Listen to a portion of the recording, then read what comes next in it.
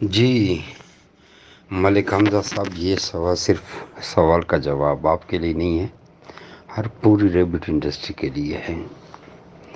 یہ تجربہ کیا گیا ہے۔ دیکھو، ہم بھی تو کوئی آسمان سے نہیں اترے اور نہ ہم کوئی اولیاء ہیں، بس تجربے کرتے رہتے ہیں۔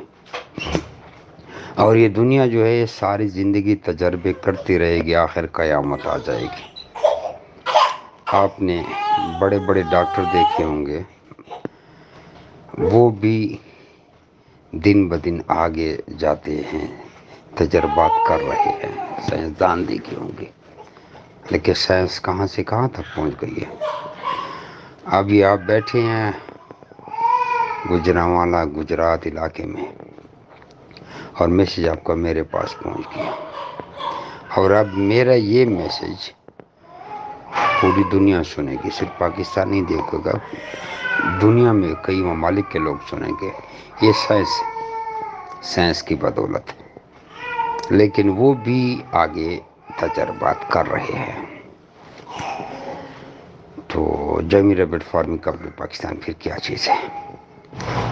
میرا کہنے کا مقصد یہ ہے کہ آپ لوسن سوکھا ہوا بالکل ڈرائی 24 گھنٹے خرگوشوں کو دے، اور پانی 24 گھنٹے دے۔ ہائی ٹیک کی جو فیڈ ہے 44 نمبر، اگر وہ نہیں ملتی تو کوئی دوسری فیڈ لے لے جس کا پروٹین لیول 20% یا 20% سے اوپر ہو۔ وہ فیڈ آپ نے ایک ٹائم یا 2 ٹائم دینی ہے۔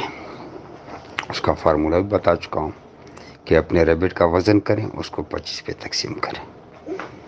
مثال کے طور پر آپ کا ریبٹ 4 کلو کا ہے تو اس کا کیلکولیشن بنتا ہے 100 گرام۔ اب اس کو آپ نے 100 گرام صبح ڈالنا ہے، 100 گرام شام کو ڈالنا ہے۔